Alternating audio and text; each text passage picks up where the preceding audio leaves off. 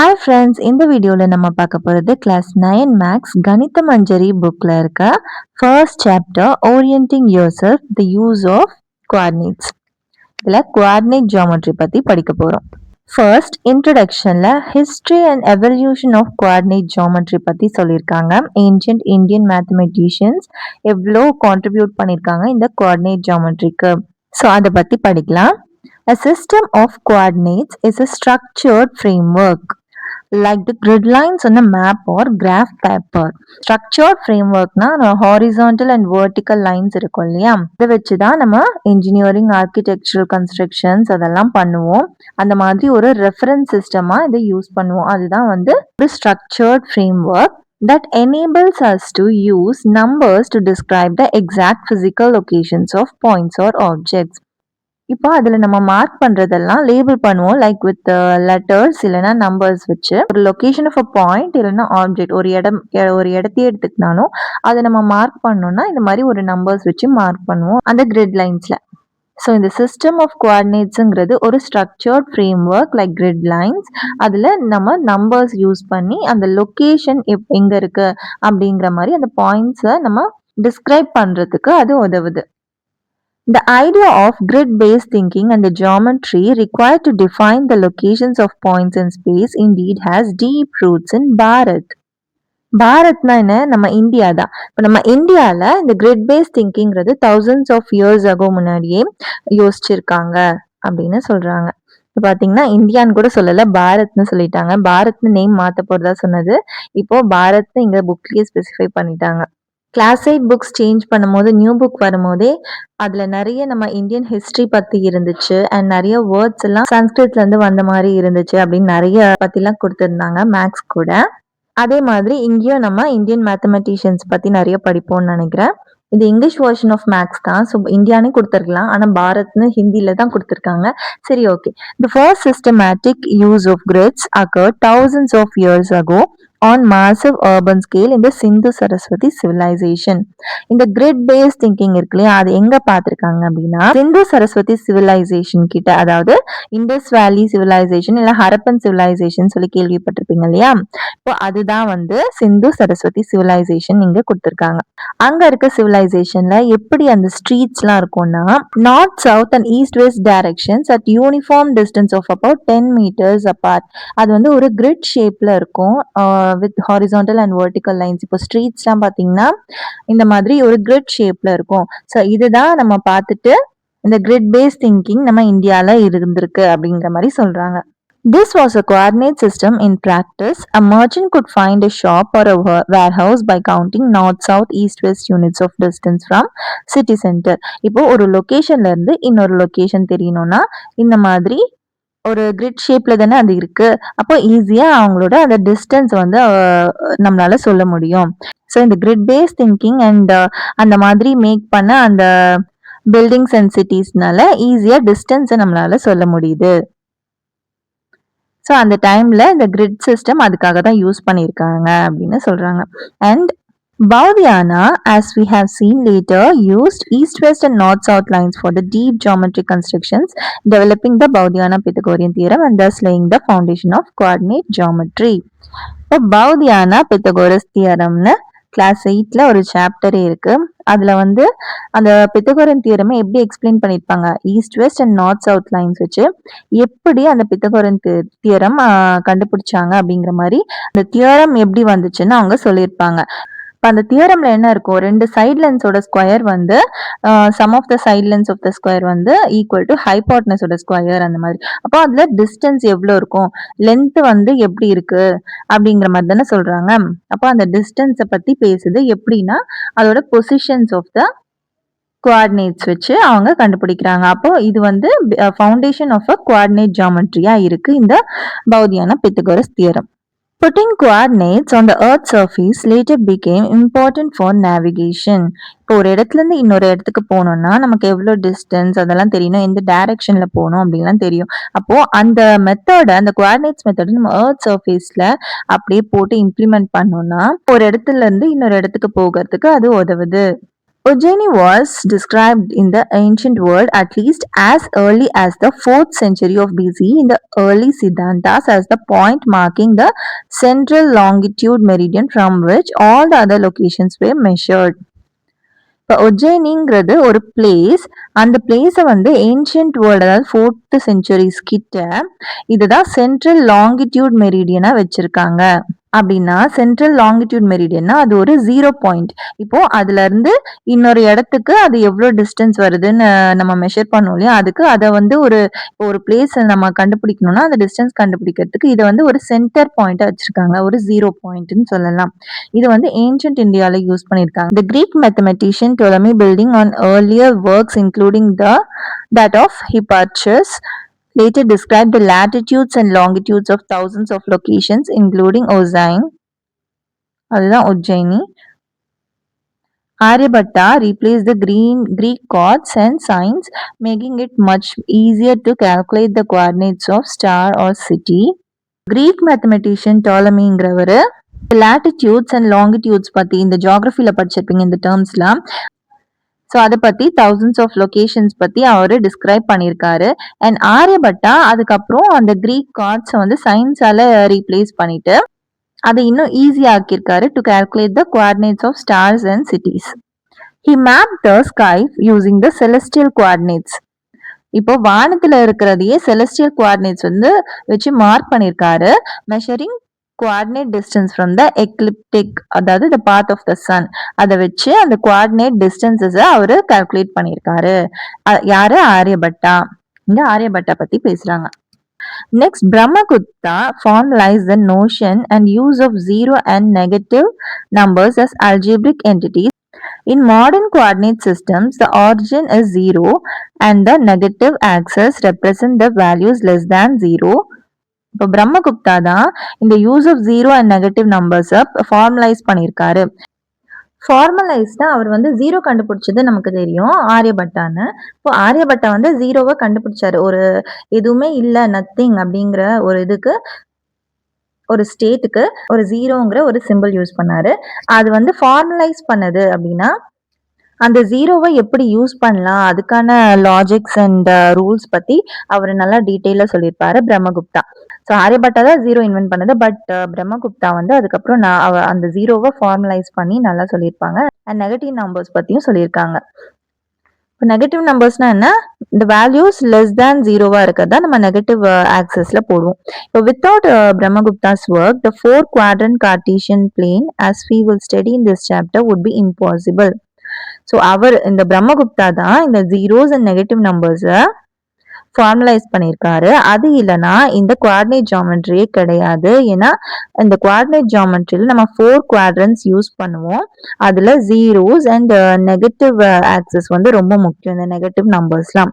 இப்போ அது இல்லைன்னா இந்த பேசிக்கான விஷயமே இல்லைன்னா இந்த குவார்டினேட் ஜியாமெட்ரியே இருக்காது.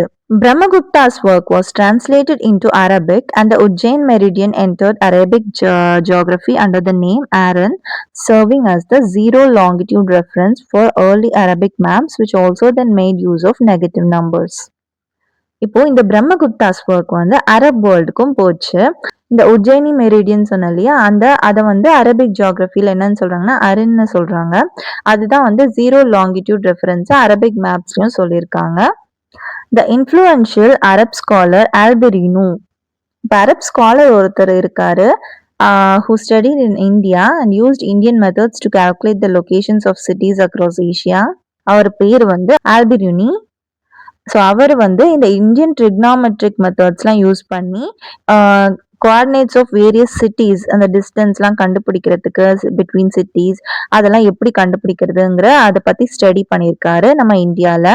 Al-Biruni also later perfected the astrolabe handheld device that allowed the sailors to find their coordinates by looking at the stars. Stars பார்த்து இப்போ sailors-னா கடலுக்குள்ள போன பிறகு டைரக்ஷன்ஸ் தெரியாது இல்லையா, இப்போ ஸ்டார்ஸ் பார்த்து அவங்க கண்டுபிடிப்பாங்க எந்த டைரக்ஷன்ல போகணும் அப்படின்னா.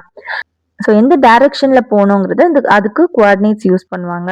ஸோ அதுக்கு ஒரு ஹேண்ட்ஹெல்ட் டிவைஸ் தான் ஆஸ்ட்ரோலேப். அவர் வந்து ஆல்பெரினு வந்து அதை கண்டுபிடிச்சிருக்காரு. அண்ட் அது ஸ்டார்ஸ் பார்த்து கோஆர்டினேட்ஸ் கண்டுபிடிச்சி எப்படி வழி கண்டுபிடிக்கிறது அப்படிங்கிற மாதிரி கான்செப்ட்ஸ் அதில் சொல்லியிருக்காங்க. Omar Khayyam, who had become an expert in the Indian decimal system and the algebraic formalism, was the first mathematician to solve algebraic problems using geometry by interpreting them in terms of coordinates in the plane. இப்போ Omar Khayyam வந்து Indian decimal system and algebraic ஃபார்மலிசம்ல நல்லா expert ஆயிட்ட பிறகு அவர் தான் first mathematician to solve algebraic problems. நம்ம algebraic ப்ராப்ளம்ஸ்லாம் எப்படி சால்வ் பண்றதுன்னு பார்த்தோம் இல்லையா? ஆனா அதுக்கும் இதுக்கும் என்ன சம்பந்தம்? அது சம்பந்தப்படுத்தி அதை ரிலேட் பண்ணி எப்படி ஜாமெட்ரி யூஸ் பண்ணி அல்ஜிப்ரிக் ப்ராப்ளம்ஸை சால்வ் பண்றது, எப்படி அந்த அல்ஜிப்ரிக் எக்ஸ்பிரஷன்ஸை ஜாமெட்ரிக்கலா இன்டர்பிரேட் பண்ணிட்டு இந்த கோஆர்டினேட்ஸ்லாம் வச்சு எப்படி சால்வ் பண்றதுங்கிறத ஒமர் கயாம் வந்து சொல்லியிருக்காங்கன்னு சொல்றாங்க. These concepts eventually reached Europe in the 12th century. 12th centuryல அது யூரோப்க்கு போயிருக்கு இந்த கான்செப்ட்ஸ்லாம். And final leap occurred when the following related work of Fermat, René Descartes formalized the fact that any point in a two-dimensional plane could be defined by simply two numbers representing the point's distances from two perpendicular axes. அதுக்கப்புறமா ஃபெர்மட் அப்புறம் Rene டிஸ்காஸ்டஸ்னு mathematicians வந்து formalise பண்ணியிருக்காங்க இந்த coordinate ஜியோமெட்ரியை like two dimensional பிளேனில் ஒரு perpendicular access இந்த மாதிரி. இதுதான் வந்து பர்பண்டிகுலர் ஆக்சிஸ். இங்க பர்பண்டிகுலரா இருக்கு இல்லையா? இது வந்து டூ டைமென்ஷனல் பிளேன். இதுல பர்பண்டிகுலர் ஆக்சிஸ்ல இருக்க ஒரு பாயிண்ட்டை நம்ம எப்படி சொல்லலாம்னா டூ நம்பர்ஸ் யூஸ் பண்ணி சொல்ல முடியும் அப்படிங்கிற மாதிரி சொல்லியிருக்காங்க. So he was the one who finalized the idea that any point on a flat surface can be defined by just two numbers. Points and more complex geometry shapes could then be described precisely using algebra and equations, thus bringing the areas of geometry and algebra even closer together. Complex geometric shapes பற்றி படிக்கணும், அந்த points பற்றிலாம் படிக்கணும்னா நம்ம algebra use பண்ணிக்கலாம்.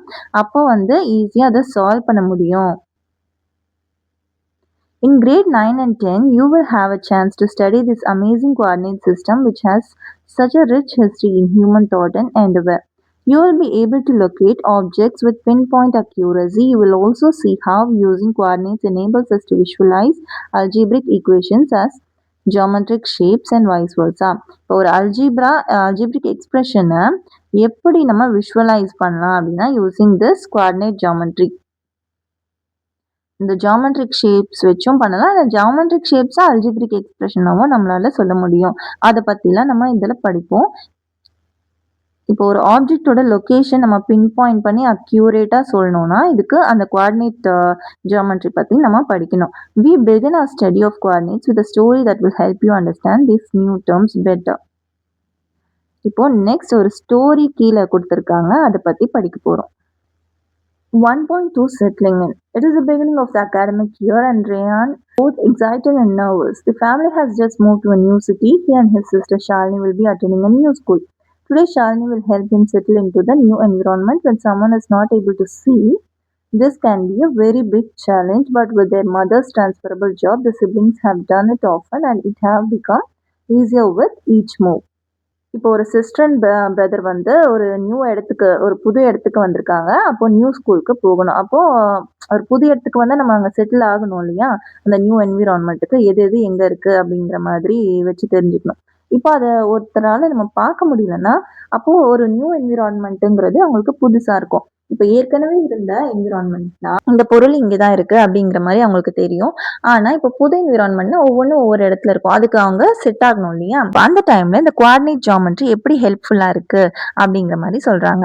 Shalini has just completed grade 9 and this time she decided to use what she had learned in coordinate geometry in mathematics to guide Rayan. Shalini வந்து great 9 complete பண்ணியிருக்காங்க. So இந்த கோஆர்டினேட் ஜியோமெட்ரி பற்றி படிச்சிருப்பாங்களா? இப்போ அதை use பண்ணி ரேயானுக்கு help பண்ண போறாங்க. இந்த பொருள் எங்க இருக்கு அப்படின்னு அவனுக்கு காட்டுறதுக்கு. ஐ திங்க் ரேயான் வந்து பார்க்க முடியாதுன்னு நினைக்கிறேன், விஷுவலி சேலஞ்ச். ஸோ அவனால பார்க்க முடியாத போது எப்படி அவனுக்கு எது எது எங்க இருக்குன்னு சொல்ல முடியும்? யூஸ் ஆஃப் கோஆர்டினேட் ஜியோமெட்ரி அப்படின்னு பார்க்கலாம். Shalini wanted Rayan to feel the direction, so she used rectangular grid on which she had fixed pins and threads. இப்போ ஒரு ரெக்டாங்குலர் கிரிட் யூஸ் பண்ணி அதில் அங்கங்கே பின்ஸை வந்து மார்க் பண்ணிட்டு அதை த்ரெட்ஸை வச்சு ஜாயின் பண்ணுறாங்க. அப்போது அவனை தொட்டு பார்க்கும்போது இந்த பின்ஸ் இருக்க இடத்துல ஒரு பாயிண்ட்டு, இப்போ இந்த த்ரெட் வந்து ஒரு வால்ஸு இல்லைன்னா ஏதாவது ஒரு பொருள் இருக்குது அப்படின்னு அவன் ஃபீல் பண்ண முடியும். ஏன்னா பார்க்க முடியாது இல்லையா? அப்போ அவனால ஃபீல் பண்ணி எது எது எங்க இருக்குன்னு தெரிஞ்சுப்பான். So this was her idea. Points in the sketch were marked using pens. Shalini was using a scale 1 centimetre to 1 foot. ஒரு அடி இருக்கும் இல்லையா, ஒரு அடிக்கு 1 சென்டிமீட்டர் டிஸ்டன்ஸ் அந்த மாதிரி வச்சு, இப்போ 10 அடினா 10 சென்டிமீட்டருக்கு டிஸ்டன்ஸ்ல அவ பின் வச்சிருப்பா அண்ட் அதை ஜாயின் பண்றதுக்கு ஒரு த்ரெட் வச்சிருப்பா. ஸோ அந்த மாதிரி ஒன்று கிரியேட் பண்ற ஒரு model. She use pins to mark out various key points of the room. Points representing the corners of the objects were connected with thick wool so that Rayan could feel their positions in his fingers. இப்போ பார்த்தீங்கன்னா, இதுதான் ஒரு room with bathroom ஏரியாவும் குடுத்துருக்காங்க. இப்போ இந்த touch பண்ணும்போது, அந்தந்த பின்ஸ் எல்லாம் இருக்கிறது பார்த்தீங்கன்னா, அதெல்லாம் ஒரு கார்னர்ஸ் அண்ட் அந்த த்ரெட்ஸ்லாம் பார்த்தீங்கன்னா, அது வாலா இருக்கும். ஸோ அந்த மாரி டச் பண்ணும்போதே அது ஒரு த்ரெட் இருந்துச்சுன்னா, அது ஒரு வால் அண்ட் அந்த பின்ஸ் எல்லாமே ஒரு கார்னர்ஸ். அப்படி நம்ம ஃபிக்ஸ் பண்ணிட்டோம்னா, இப்போ நம்ம தொட்டு பார்க்கும்போது எது எது எங்க இருக்குங்கிற மாரி தெரியும். இப்ப இதுல பார்த்தீங்கன்னா, பாத்ரூம் ஏரியா வந்து இங்கருந்து இது வரைக்கும் இருக்கு. அப்ப இங்கெல்லாம் வந்து ஒரு த்ரெட் இருக்கும். ஸோ இந்த ஷேப்ல வந்து பாத்ரூம் ஏரியா இருக்கு. அண்ட் இங்கெல்லாம் ஒரு த்ரெட் இருக்கிறதுனால இதெல்லாம் வால்ஸு அப்படிங்கிற மாரி அவனுக்கு டச் பண்ணும்போது அந்த ரூமோட ஷேப் அண்ட் அங்க என்னென்ன திங்ஸ் இருக்குங்கிறதெல்லாம் அவனுக்கு தெரியும். Let us examine to understand the layout of the room. Notice that this only shows the map of the floor. Do you see why position of the windows cannot be marked on this map? So இது பார்த்தீங்கன்னா ஒரு floor map. இதில் நம்ம floor லெவலில் என்னெல்லாம் இருக்குது அப்படிங்கிற மாதிரி தான் நம்ம சொல்ல முடியும். எது எது எவ்வளோ லென்த்தில் இருக்குது, வித்தில் இருக்குது. இப்போ பெட்டு வந்து இந்த லென்த்தில் இருக்குது, வித்தில் இருக்குது. நம்ம டாப்லேருந்து பார்த்தா தெரியும், அது சொல்லலாம். ஆனால் அந்த பெட்டோட ஹைட்டை நம்மளால சொல்ல முடியாது. அது சொல்லணும்னா நமக்கு 3 டைமென்ஷனல் ஃப்ளோர் பிளான் வேணும். ஆனால் இது வந்து ஒரு 2D ஃப்ளோர் பிளான். அப்போ இதில் வந்து நம்மளால அந்த ஹைட்டை பார்க்க முடியாது. இப்போ பொசிஷன் ஆஃப் அ விண்டோ ஏன் இதில் மார்க் பண்ண முடியாதுன்னா, ஒரு வால் இருக்குன்னா அது ஒரு சர்டைன் ஹைட்டுக்கு அப்புறம் தான் ஒரு விண்டோ வரும். அப்போ இது வந்து நம்ம 3Dல சொல்ல முடியும் அந்த ஹைட்டை. பட் 2Dல வந்து பார்க்கும்போது நம்மளால அந்த விண்டோவை சொல்ல முடியாது. ஸோ அதனால தான் இந்த விண்டோவோட பொசிஷனை இந்த 2D மேப்ல சொல்ல முடியல. பிகாஸ் அந்த விண்டோவோட ஹைட் வந்து பாதிலேருந்து தான் எடுக்க முடியும். அண்ட் அந்த டீட்டெயில்ஸ்லாம் நம்ம 3D ஃப்ளோர் பிளான்ல தான் சொல்ல முடியும். 2D ஃப்ளோர் பிளான்ல சொல்ல முடியாது. தேங்க்ஸ் ஃபார் வாட்சிங். இந்த வீடியோ உங்களுக்கு பிடிச்சிருந்ததுன்னா லைக் பண்ணுங்க, உங்க ஃப்ரெண்ட்ஸ்க்கு ஷேர் பண்ணுங்க. அண்ட் ஃபார் மோர் வீடியோஸ் கல்வி கிராஃப்ட் சேனலை சப்ஸ்கிரைப் பண்ணுங்க. தேங்க்யூ.